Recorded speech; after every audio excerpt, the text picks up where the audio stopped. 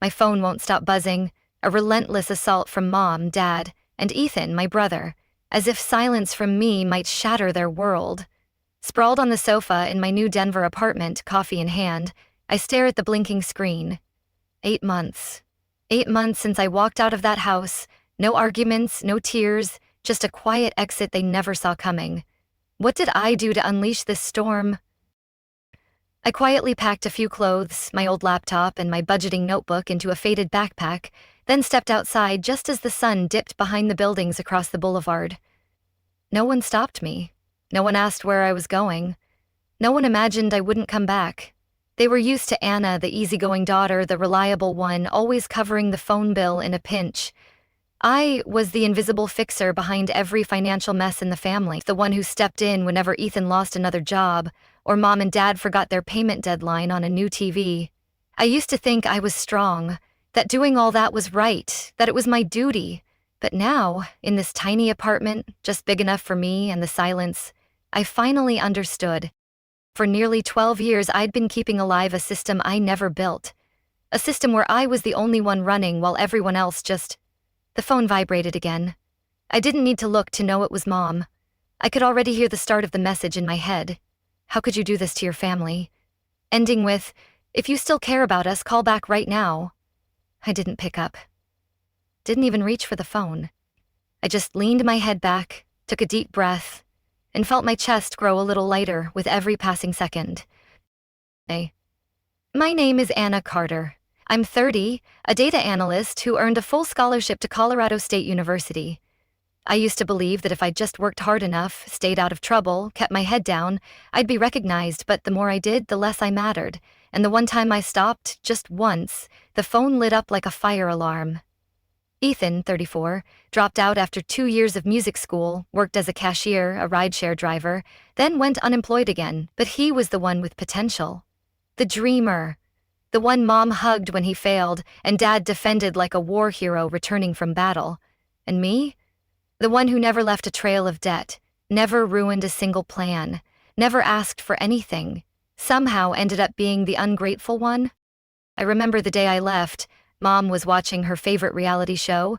Dad had his eyes glued to the utility bill spreadsheet, and Ethan was stretched out on the couch with his gaming console.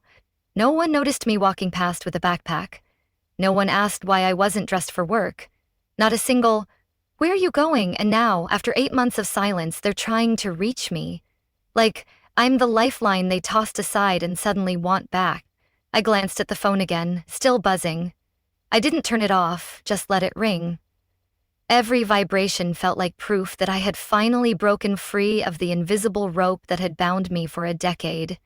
And for the first time in my life, freedom smelt like a quiet afternoon where every sound belongs only to me. I started working at 15, not to buy trendy shoes or hang out at cafes like my friends, but because I knew if I didn't take care of myself, no one else would.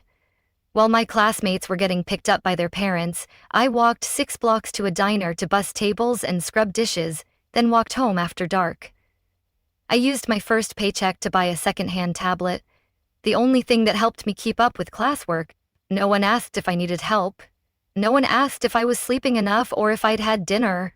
But when Ethan needed a new laptop, despite dropping out, Mom had no problem opening a credit card and buying him a brand new Dell, saying he needed it to restart his life. I was used to that upside-down logic. When I did right, it was expected. When Ethan messed up, it was because he was trying. Ethan's 4 years older than me, but if you looked at how things played out in our home, you'd think I was the older sibling. He always had an excuse, always got understood when he quit his retail job because the manager was too strict. Mom instantly defended him. No one can survive a toxic environment. When he totaled the car Dad had just repaired, the first thing Dad said was, "Accidents happened." Me, when I got a full ride to Colorado State, the only response was, "Couldn't you pick a school closer to home? Ethan might need the car."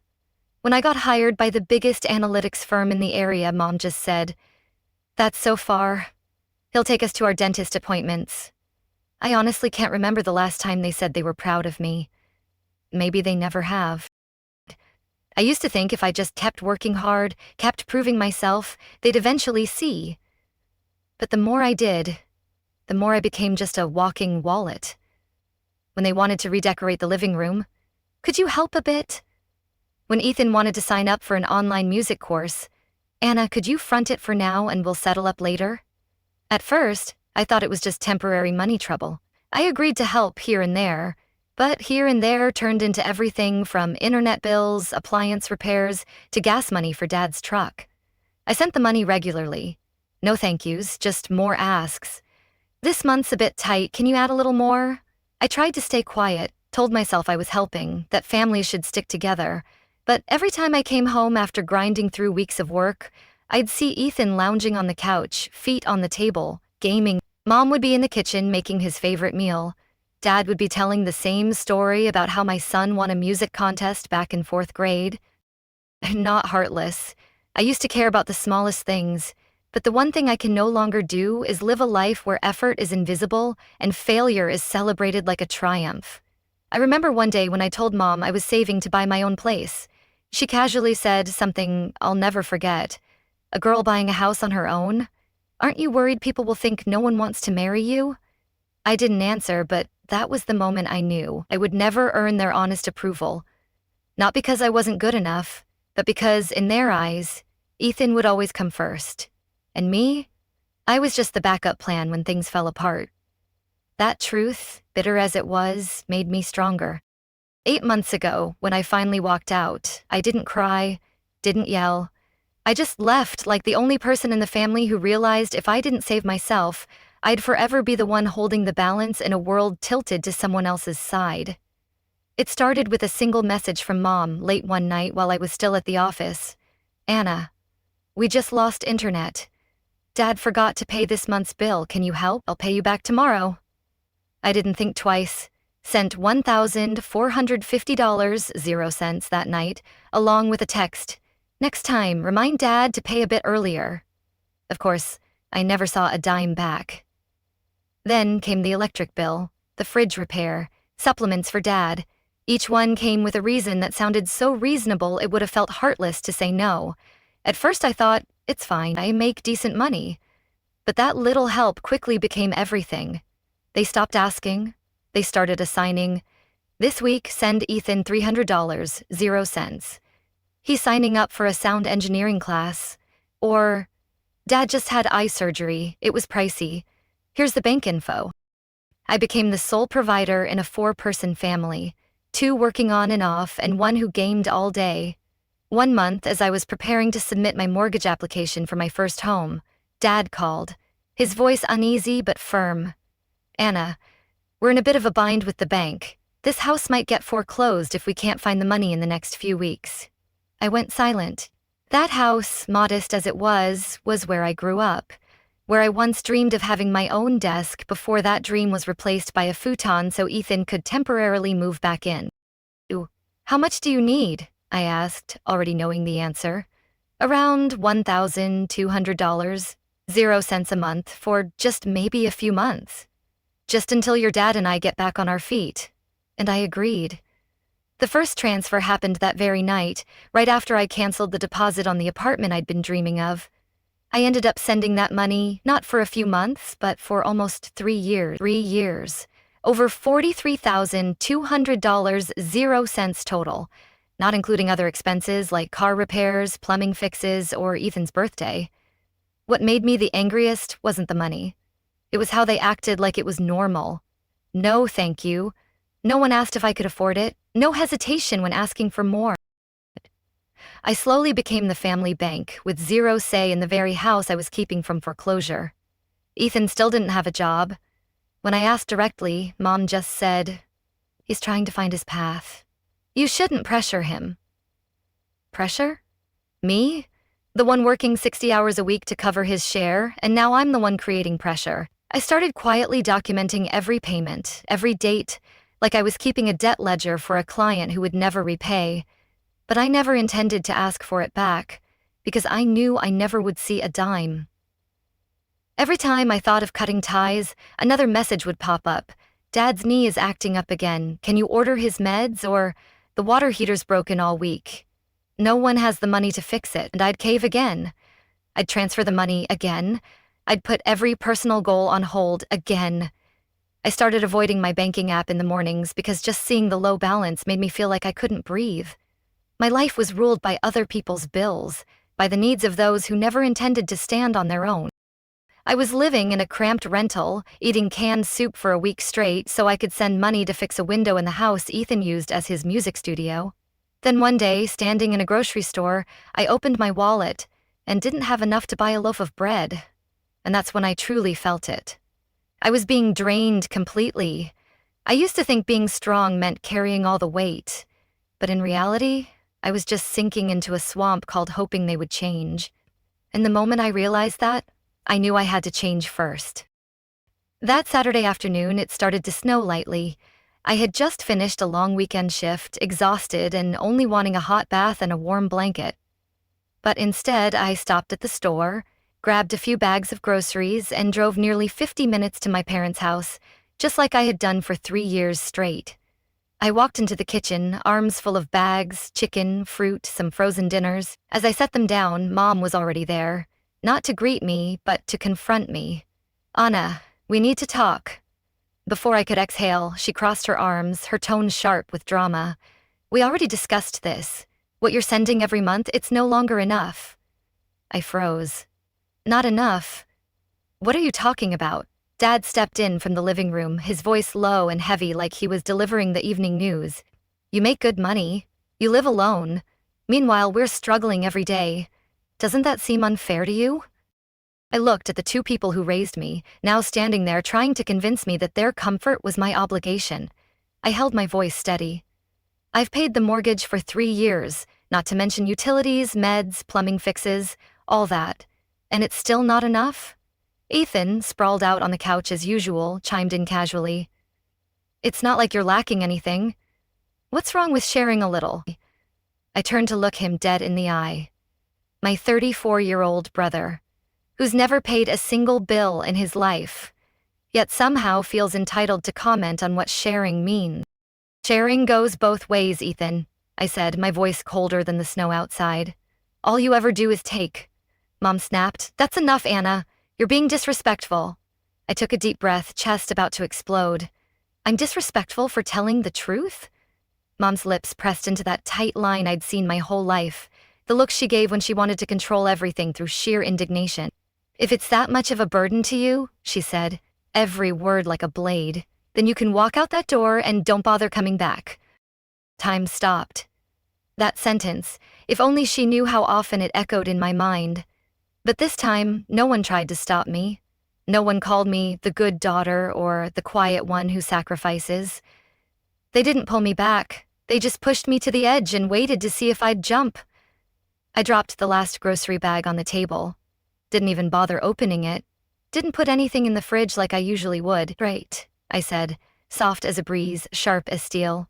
"If that's how you feel, then I hear you loud and clear. I'm leaving." I turned and walked out. My steps were heavy but certain. No one followed. No one called my name, just Ethan muttering something behind me, so dramatic or something like that. I walked out of that house empty-handed, hollow, but with my back straight. The snow soaked my hair, my clothes, but for the first time, I felt light. Like the weight I had carried for years wasn't duty, it was chains, and they had finally fallen. I didn't drive straight back to my little apartment. I pulled into a quiet gas station, opened my contacts, stared at Mom, Dad, Ethan, then slowly pressed block. At that moment, I didn't know what was coming next. I couldn't picture the chaos that would unfold when they realized their personal ATM had gone silent. But I knew one thing for sure. This time, I wasn't coming back.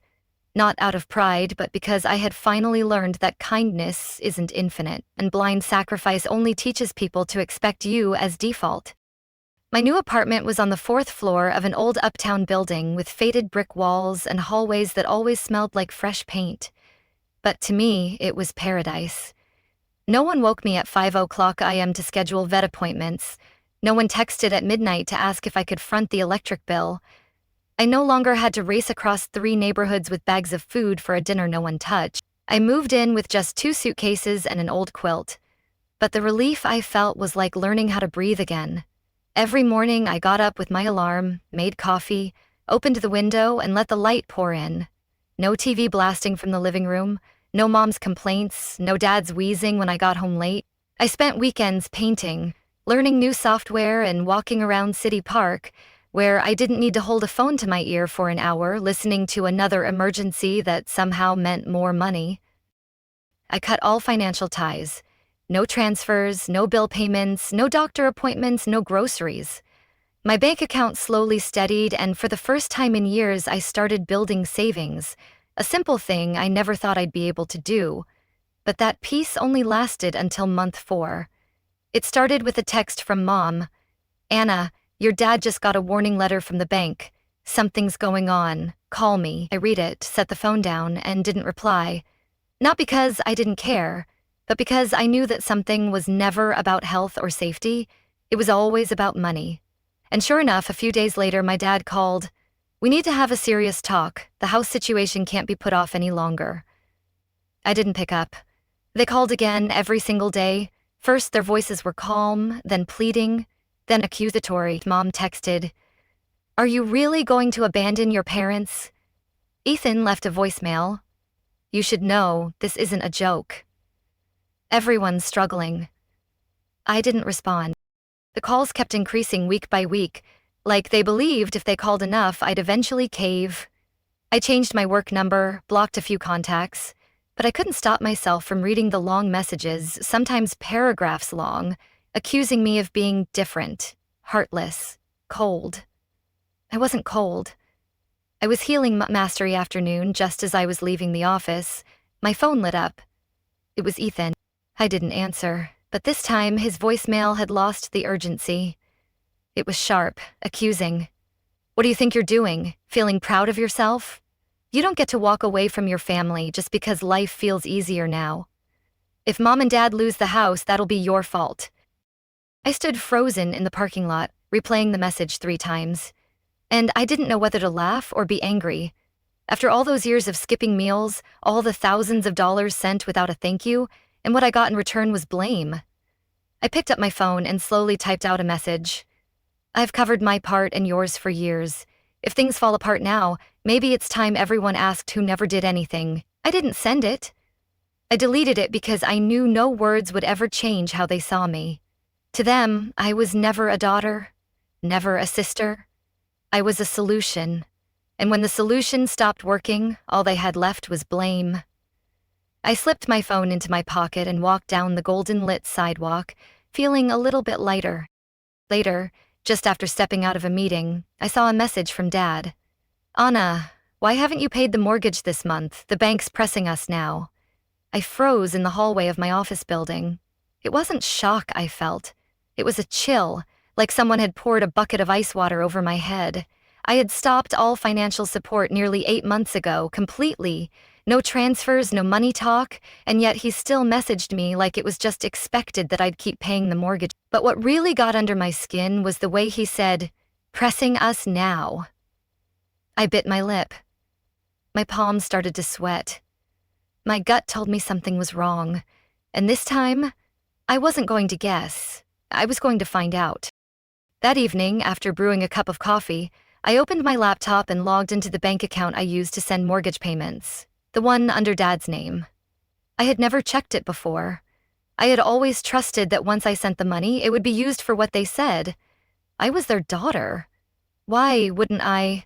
I scanned through the transaction history from the past 3 years. Every payment I sent, documented, exact, matched down to the penny, but the final line made my heart nearly stop.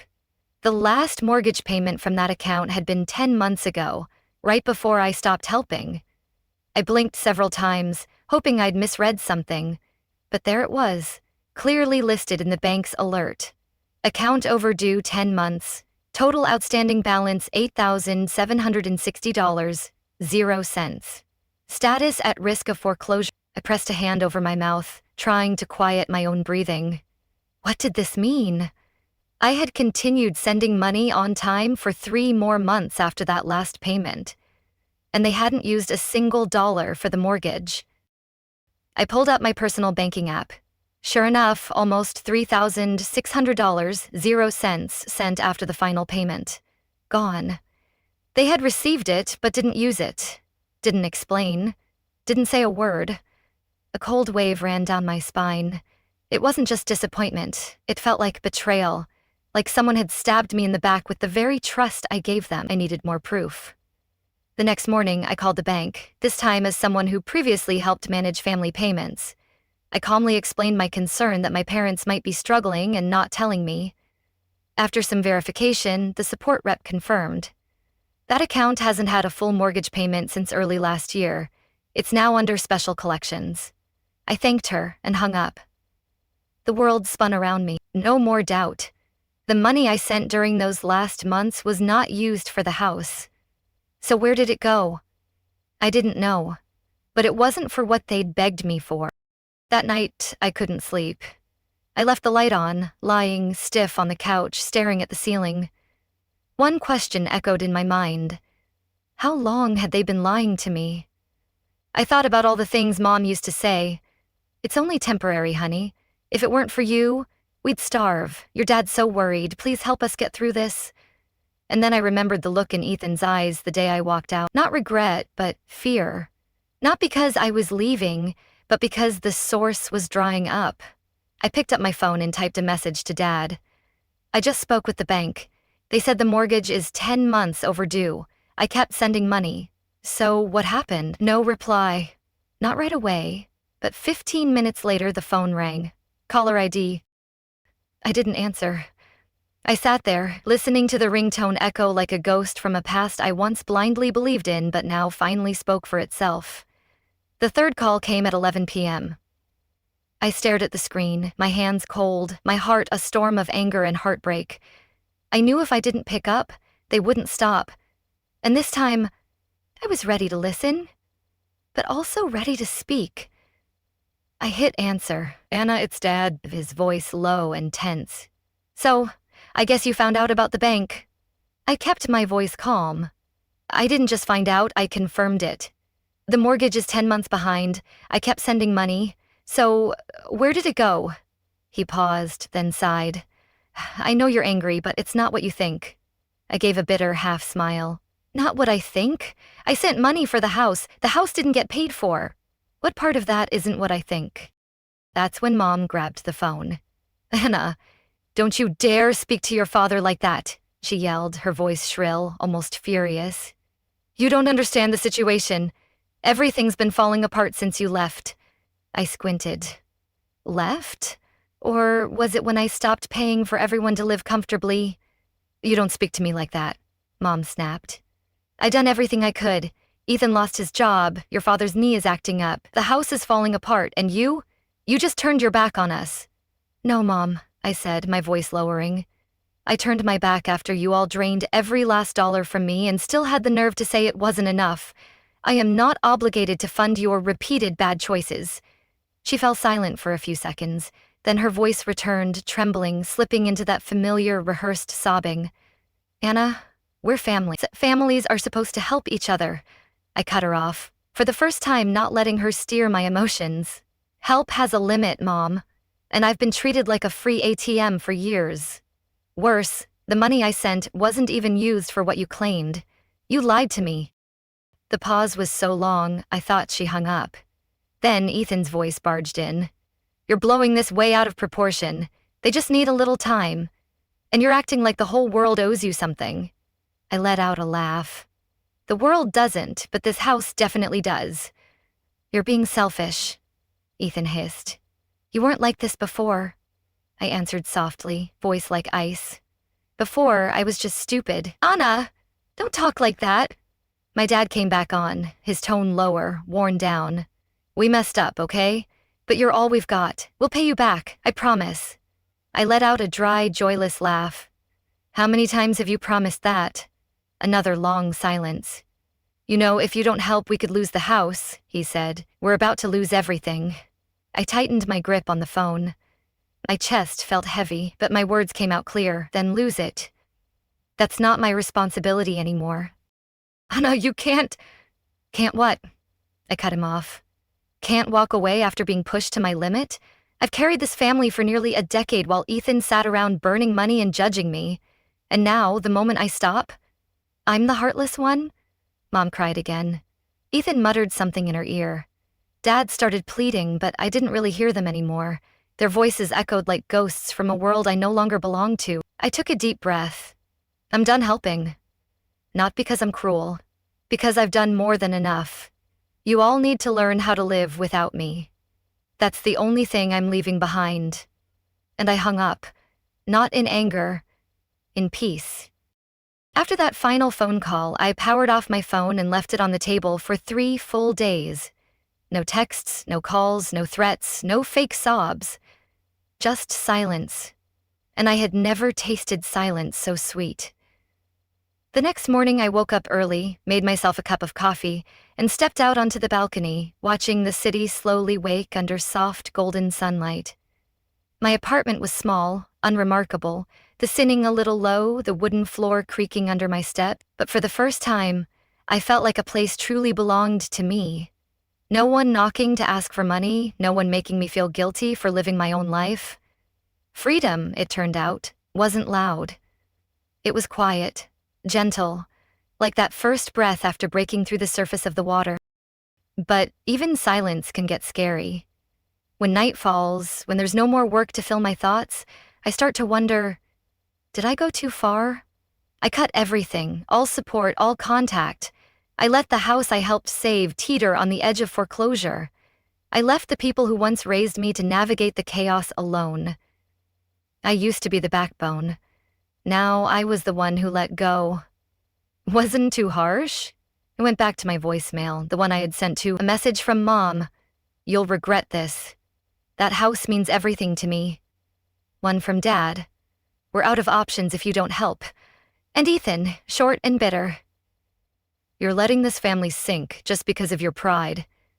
I listened to every word, didn't skip a single one. But this time, I didn't cry. I just felt tired. They always knew how to make me doubt myself. For years, they tied me down, not with chains, but with guilt.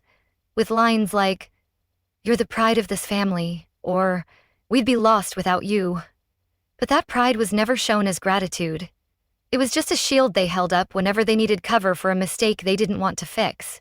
I thought about all the nights I stayed up crunching numbers for clients, only to wake up to Ethan scolding me for not living in the moment. I thought about canceling the one vacation I planned each year because my parents suddenly needed money.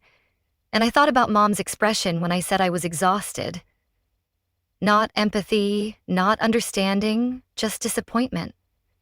Like I had betrayed her trust, even though I was the only one who never turned my back on them. I walked into my room, sat on the edge of the bed, fingers tracing the edges of an old, worn blanket, and the same question kept echoing in my head. What if they do lose the house? What if one day I get a call saying my parents have nowhere to live? Would I feel guilty? Oh, I'm the one who kept them from falling apart for nearly 12 years. That can't be erased because I stopped 8 months ago. But people forget easily, and guilt, it doesn't need a reason to creep in. I sighed. Maybe I wasn't the perfect daughter. Maybe I was too firm. But if I hadn't drawn the line, I'd have nothing left except an empty wallet and a broken heart. I'm not sharing this to be praised or proven right. I just need to know, has anyone else carried a family's weight only to be called heartless for saying no? If you're still here, I ask, did I do the right thing by choosing myself? Is there a hidden cost I haven't faced? I hope your perspective, a message, an honest word, can show me I'm not alone. A story hits hard, echoing the struggles of those labeled the reliable one, burdened with unearned duties. Readers have shared how her courage to break free mirrors their own fights against one-sided loyalty. Others admire her resolve to reclaim her life. Her journey reminds us that love thrives on boundaries, not blind sacrifice. Have you ever faced a moment like Anna's, torn between family expectations and your own freedom? What did you choose? Share your story in the comments. We'd love to hear it. Follow for more powerful tales of family, choices, and finding your path.